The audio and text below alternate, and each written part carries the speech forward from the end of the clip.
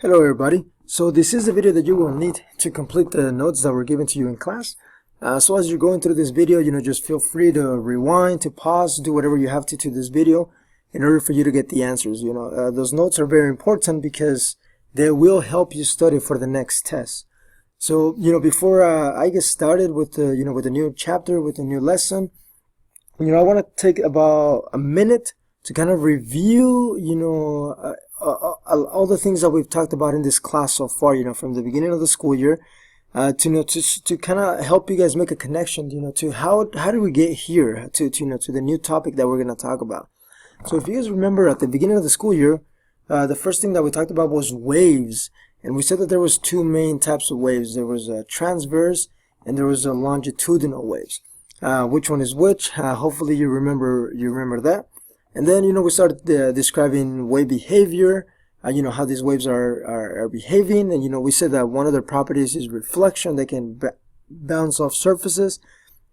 And they can also bend as they go through mediums, through different mediums. And, that's called refraction. So as we were talking about waves, we said, okay, where can we see waves in nature? And one place where we always see waves is during earthquakes. Because earthquakes produce seismic waves, and the seismic waves are nothing else but transverse and longitudinal waves. So, we talked a little bit more about earthquakes. We figured out how to locate the epicenter and, all these other good things. And then one of the pieces of information that we were able to gather, or we were able to gain from earthquakes, is the longitudinal waves, which are the P waves, are able to travel through solids and liquids, and the transverse waves, which are the S waves, can only travel through solids. So using that information, scientists were able to paint a picture of the different layers of the earth. And that's how they were able to figure out that the center, that the core of the earth is it's a liquid core made out of metal. So, we were able to, create a diagram that looks like this, with all the different layers. So once we were done talking about that, we kind of just focused on the top layer, which is the lithosphere, where the continents and the oceanic crust is at. So then we introduced this good-looking fellow, which is Alfred Wegener. And Alfred Wegener had the wonderful idea of, how that the continents were all together and connected in a supercontinent called Pangaea. And, he said that, the continents were together and then they drifted apart. However, the one thing that, that was missing from Wegener's idea was a good mechanism to explain how the continents drifted apart. So, that was our next challenge in the class. We had to come up with a mechanism to explain how the continents drifted apart. A mechanism that made sense. So when we started mapping volcanoes, we started mapping earthquakes, and we noticed that earthquakes and volcanoes are, they don't happen randomly all over the world, but that there is a pattern, and these patterns make lines, and so these lines start breaking the lithosphere into things, like puzzle pieces, and we call these puzzle pieces plate tectonics. And so, so we learned about that, and then we said that, these plates are moving, and, they could either move away from each other, they can crash against each other, they can rub against each other. So that's when we talked about plate boundaries. And, one of the last things that we did was we said that we looked at those boundaries, and we noticed that there's volcanoes and mountains being formed at these boundaries. So, that was the last thing, that we covered, mountains. And, as we move on to the next unit, to the next chapter, which is 5.1 weathering. So, we know that mountains, so, we were able to explain how mountains are formed. And mountains are obviously made out of rock. They're big chunks of rock. So now the question is, are rocks, in other words, mountains, are they eternal? Do they last forever? the mountains that you can see outside. And the quick answer is no. Mountains and rocks are not eternal. They are constantly being broken down, and they are constantly being changed. So that's when we introduce the concept of weathering. And weathering is the breaking down and changing of rocks that are on the Earth's surface. So if you notice, there are two things going on right here. We are talking about the breaking down of rocks and the changing of rocks. Therefore, there are two different types of weathering. So we're gonna have mechanical, and then we're gonna have chemical. And obviously they're color coded, so you can figure out which one belongs to which. And so let's talk about mechanical. Let's begin with mechanical. And mechanical weathering is the breaking down of rock into smaller pieces without changing the rock's chemical composition. And obviously the key word right here is without. So we're just getting rocks and we're just breaking them down into smaller pieces. The illustration that I have right here is the croutons. You get the croutons, which are pieces of bread, and then you're gonna turn them into bread crumbs. So they're still, in essence, they're still bread. You're not changing the bread into butter or the bread into milk, or you're not turning it into anything. It's still bread. You just broke it down into little pieces. So what are we doing? What are we doing as we're breaking bread or rocks down into smaller pieces? We are actually increasing the surface area of the rocks. And what do we mean by surface area? So surface area is the area of the rock that is exposed to the environment. So let's look at the first image right here of this rock. And this rock is a cube that has that measures 2 units on each side.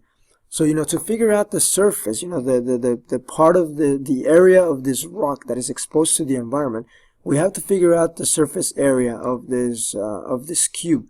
So how do we do that? Well, first we have to get the area of the front face. So if we multiply 2 times 2, we're gonna get 4. So we'll write that down. And then we ask the question, okay, how many sides how many faces does this cube have? And it has 6 sides. So we're gonna multiply 4 times 6. And then, the last thing that we have to ask is how many cubes do we have? Well, obviously there's only 1 cube here, so that's gonna be our last number. So when we multiply 4 times 6 times 1, we get 24 square units. So this cube, this rock, has 24 square units exposed to the environment. So now let's go to image number 2, and right here, mechanical weathering happened and broke our first cube into 8 little cubes. So now let's figure out how much of this cube is exposed to the environment. So first we'll get this little one, and we do the same thing. We multiply 1 times 1, which is 1. So the area of the front face of this little cube is 1. And then, how many sides does this cube have? It obviously has 6. And then the last part is, okay, how many cubes do we have total? So it's 8 cubes. So when we multiply 1 times 6 times 8, we get 48 square units. So the second image, we have 48 square units of rock exposed to the environment. So notice from 24 to 48, obviously more of this rock is exposed to the environment, because now rain, now wind can get into these cracks and start breaking down the rock even further. So then we go to the third image, where the rock is even broken down farther into smaller pieces. And I'm gonna leave this one up to you guys to do the math. Figure out how much surface area is exposed to the environment for this one, and then we'll double check the answers in class. So I'm gonna leave this last one to you guys. Okay. So then we're gonna talk about the 3 main physical processes responsible for mechanical weathering, and the first one is gonna be frost wedging, and then we're gonna talk about unloading and biological activity. So, okay, frost wedging, the first thing that we have to do is, define what's a wedge. So a wedge is an object having one thick and one narrow end that is used to secure or separate two objects. So the wedge obviously is the triangle looking thing in the tree stump. So then we say, okay, frost wedging. Well, you know, where do those frost come from, or how does it form? When it forms from water. So frost wedging, hopefully, you know, you are beginning to see where we're headed with this. So if we're talking about water, okay, what happens to water when it freezes? What happens to its volume? Well, you know, water expands about 8%, you know, when it freezes, and this expansion creates a tremendous outward force.